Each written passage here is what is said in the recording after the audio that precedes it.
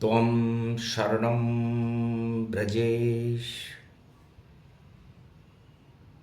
खबर one news channel पर ज्योतिष मार्गदर्शन में सभी ज्योतिष जिज्ञासुओं का अभिनंदन है, आशीर्वाद। शुक्रवार का दिन है, अगहन का महीना है। भगवान कृष्ण वृष लग्न में ही पैदा हुए हैं और उनके स्वामी शुक्र ही होते हैं। शुक्र दानव गुरु शुक्राचार्य को कहते हैं। शुक्र आपकी कुंडली में जहां भी विराजमान हो, आप पर मृत संजीवनी जैसी कृपा करते हैं। और वह घर होता है शुक्र के बैठने से नवा घर। जहां शुक्र बैठे हैं वहां से 9 घर आगे आपका भाग्य, आपका धन, आपका वैभव छुपा हुआ रहता है। ये गुप्त रहस्यवाणी आज अगहन के महीने में भगवान श्री कृष्ण की प्रेरणा से आपको बता रही है। भगवान कृष्ण कहते हैं कि पांडवों का भाग्य मैंने इस शुक्र गति से ही जगा दिया था और भारत गीता के ज्ञान से जगत गुरु बना और भारत में धर्म क्षेत्र की स्थापना इसी शुक्र के प्रभाव से मैंने करवाई। नवीं राशि के स्वामी बृहस्पति होते हैं। देवगुरु बृहस्पति भी भाग्य जहां बैठे हों कुंडली में, वहां से 9 घर आगे जो ग्रह बैठा होता है वह उस भाग्य को जागृत कर देते हैं। तो शुक्र के 9वें घर में या शुक्र के साथ यदि बुध बैठे हुए हों तो शुक्र और बुध ये एक लक्ष्मी नारायण योग है और ये दोनों मिलकर आदमी को, उस व्यक्ति को महान बना देते हैं। चाहे शुक्र बुध एक साथ बैठे हों या शुक्र से 9 घर आगे बुध बैठे हों, तो बुध व्यापार को कहते हैं, व्यवसाय को कहते हैं और ज्ञान की श्रृंखला को कहते हैं। तो शुक्र और बुध वाला व्यक्ति बहुत ज़्यादा धनवान होता है। यदि शुक्र के आगे 9वें घर में शनि बैठे हों या शुक्र के साथ शनि बैठे हुए हों तो समझ लो शनि हमारा कर्म है और शुक्र धन का स्वरूप है। तो पुरुषार्थ करते हुए, अपने शुभ कर्म करते हुए वो व्यक्ति बहुत धन कमाता है। जिसके शुक्र के साथ शनि बैठे हुए हों, यह धन कर्म योग कहलाता है। या शुक्र से 9वें घर में शनि महाराज बैठे हुए हों। शुक्र से 9वें घर में यदि राहु महाराज बैठे हुए हों तो राहु किसी भी चीज में वृद्धि करता है, उसका अनंत स्वरूप बना देता है। तो शुक्र, बुध और राहु यदि किसी की कुंडली में ये योग एक साथ मिल जाए, एक ही घर में मिल जाए, या 9वें घर में शुक्र से राहु बैठे हुए हों तो वह व्यक्ति अरबपति, खरबपति, करोड़पति होता है। आप अपनी कुंडली में इस योग को देखें कि शुक्र, बुध और शनि के 9वें घर में यदि कोई राहु बैठे हैं या राहु के साथ शनि बैठा है या राहु के साथ बुध भी बैठा है, तब ये योग अरबपति बना देता है। शुक्र, बुध और राहु और शनि सबसे ज्यादा धनवान व्यक्तियों की कुंडलियों में ये योग मिलता है और जीरो से वो राजा जैसी जिंदगी जीते हैं। यदि सूर्य भी इनमें सम्मिलित हो जाए तो शुक्र रानी है और सूर्य राजा है, तो समझ लीजिए आप कि शुक्र अपार धन संपदाओं का मालिक वह व्यक्ति होता है जिसके, जबकि सूर्य शुक्र का दुश्मन है। यदि सूर्य और शुक्र मिल जाएं या सूर्य की शुक्र पर दृष्टि हो तो धन तो दे देते हैं, लेकिन आंखों की रोशनी में कुछ कमी करते हैं, चश्मा लगा देते हैं।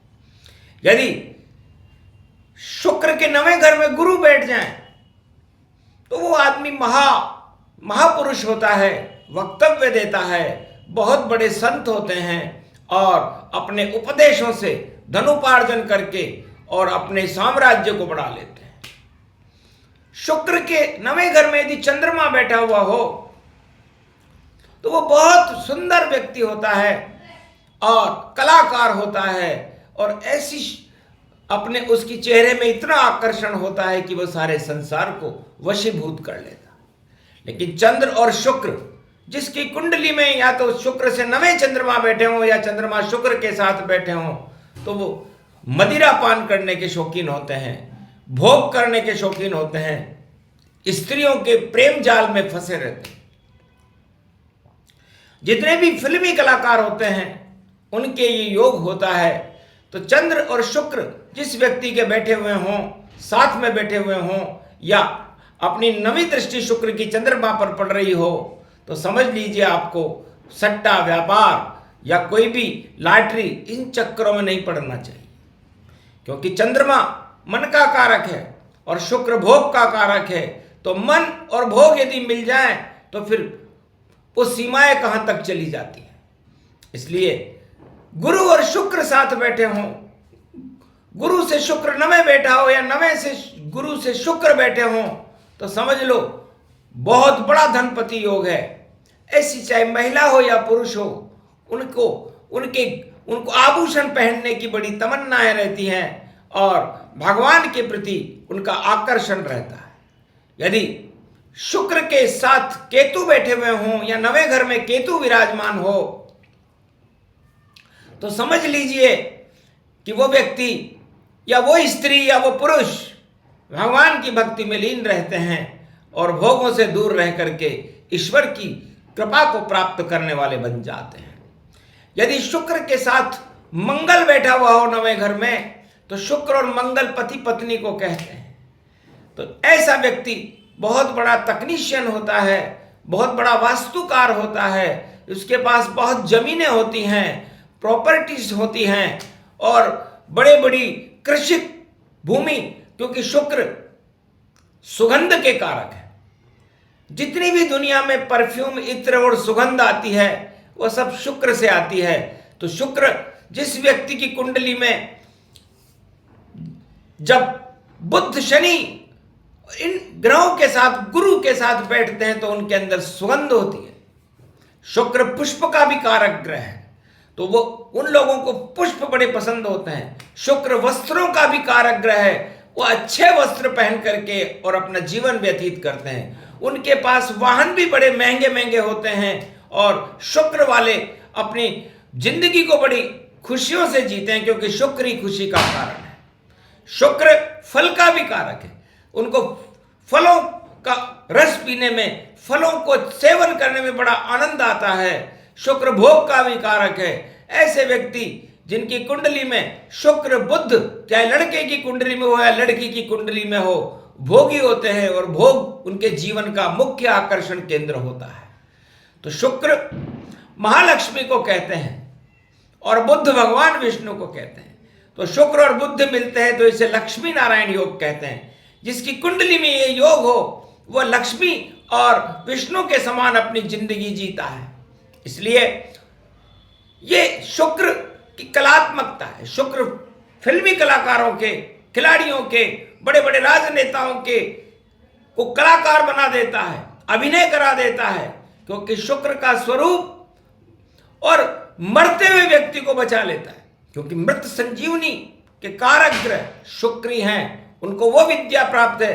यदि किसी की अकाल मृत्यु आ रही हो, कोई मार्केश आ रहा हो, तो उसे शुक्र की आराधना, शुक्र मंत्रों का जाप करना चाहिए और भगवान शंकर के ऊपर शुक्र रस को कहते हैं, गन्ने का रस चढ़ा दो या गंगा जल दूध पान, या करवा दो भोले को पंचामृत स्नान, तो मंगल हो जाएगा, हट जाएंगे काल, और कैसा भी रोगी हो भैया शक्ति मिले विशाल। मरता हुआ व्यक्ति को जीवन देने में शुक्राचार्य सक्षम है।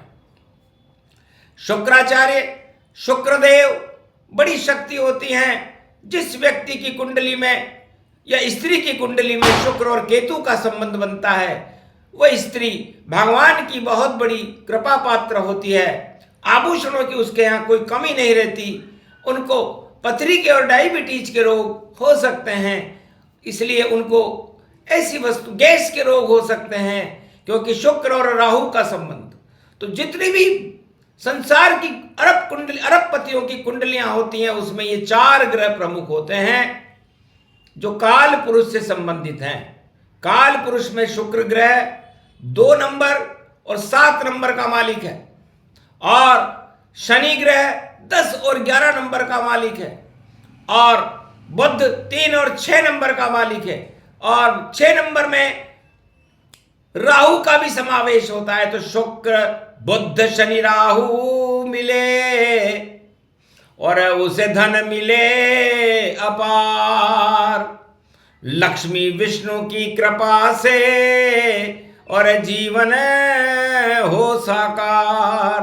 तो ये शुक्र की कला है और शुक्राचार्य की कला है। और भगवान चंद्रवंश में भगवान श्री कृष्ण ने ये कला, चंद्रमा की 16 कलाओं को शुक्र से आभूषित किया, क्यों? उनका वृष लगन था।